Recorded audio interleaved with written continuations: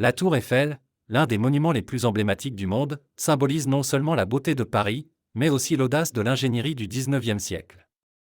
Mais saviez-vous que cette impressionnante structure a été presque détruite avant de devenir l'icône que nous connaissons aujourd'hui? Aujourd'hui, je vais vous raconter l'histoire fascinante de la Tour Eiffel.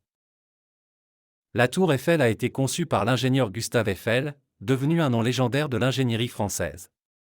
En 1889, il fut chargé de construire une structure monumentale pour l'Exposition universelle de Paris, un événement mondial célébrant le centenaire de la Révolution française.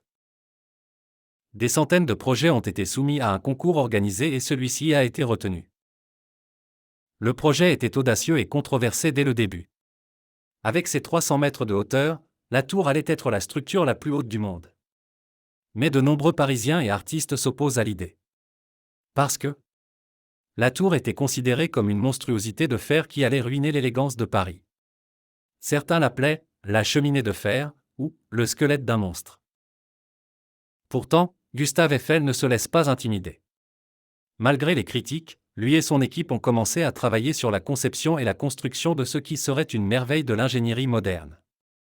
Ils ont utilisé plus de 18 000 pièces de fer forgé, toutes maintenues ensemble par plus de 2,5 millions de rivets. La construction de la Tour Eiffel a commencé en 1887 et, étonnamment, elle n'a duré que 2 ans, 2 mois et 5 jours. Un temps record pour une œuvre d'une telle ampleur. Durant ces 2 années, plus de 300 ouvriers ont participé à la création de cette structure colossale.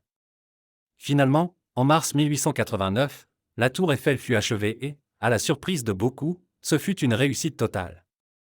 L'ouverture lors de l'exposition universelle a été un grand événement, et plus de 2 millions de personnes l'ont visité au cours de l'année de l'événement. Mais le sort de la Tour Eiffel ne s'arrête pas là. Alors qu'on pensait initialement qu'il serait démonté après l'exposition, Gustave Eiffel a réussi à le sauver grâce à son utilité pour des expériences scientifiques, comme la recherche en télécommunications. Antenne satellite en effet, en 1910, une antenne fut installée au sommet de la tour et c'est grâce à son emplacement stratégique qu'elle fut utilisée comme station de radio pendant la Première Guerre mondiale. La tour jouait un rôle clé dans la transmission de messages militaires secrets.